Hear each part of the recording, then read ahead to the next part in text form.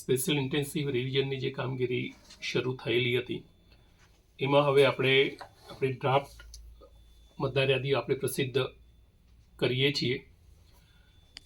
જે કામગીરી થઈ છે તે પ્રમાણે જોઈએ તો આપણા કુલ 8,47,295 જે મતદારો હતા એ પૈકી આપણને 8,02,018 જેટલા એન્યુમરેશન ફોર્મ આપણને પરત મળેલા છે.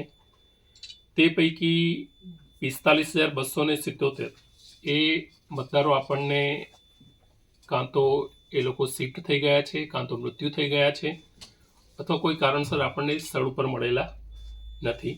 એટલે હવે આપણને 8,47,295 માંથી 45,277 બાદ કરીએ તો આપણે આપણા ડ્રાફ્ટ રોલમાં 8,02,018ની જે મતદારો છે એની ડ્રાફ્ટ રોલ આપણે પ્રસિદ્ધ કરીશું.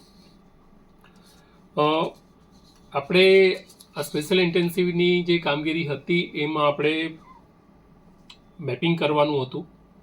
એમાં આપણને 11,060 મતદારો એવા છે કે જેનું આપણે મેપિંગ કરી શક્યા નથી. તો એમની પાસેથી હવે આપણે એમાં એવું નથી કે એમના નામો મતદાર યાદીમાંથી નીકળી જશે. એમની પાસેથી આપણે પુરાવા લેવાના છે અને જેમ જેમ એ લોકો પુરાવા આપશે એમ પછી એમનું નામો આપણે એની અંદર સમાવેશ કરવાની કાર્યવાહી આપણે આગળ કરીશું. તે સાથે જ હવે પછીના 2 તબક્કા, 2 આ વીકના શનિ રવિ અને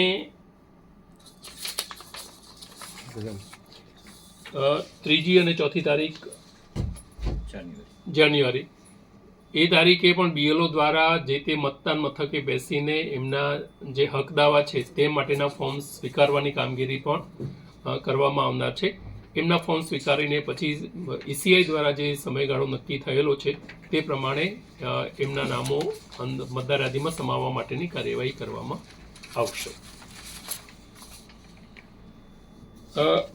બીજી એક અગત્યની જે કામગીરી કરવામાં આવી છે તેમાં ECIની જે સૂચના છે તે પ્રમાણે દરેકે દરેક મતદાન મથકે 1200 જેટલા મતદારોને આપણે મતદાન મથકમાં સમાવવાના છે.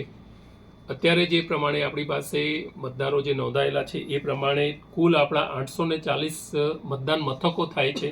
એમાં નવા આપણે 123, વાવ તાલુકામાં 48, થરાદમાં 49 અને દિયોદરમાં 26 જેટલા નવા મતદાન મથકોની આપણે નવા ઉમેરીએ છીએ. એટલે એ પ્રમાણે હવે 840માં 123 જેટલા મતદાન મથકો ઉમેરાશે. તો નવા હવે આપણે આપણા જિલ્લામાં 963 જેટલા મતદાન મથકોનો સમાવેશ કરીશું.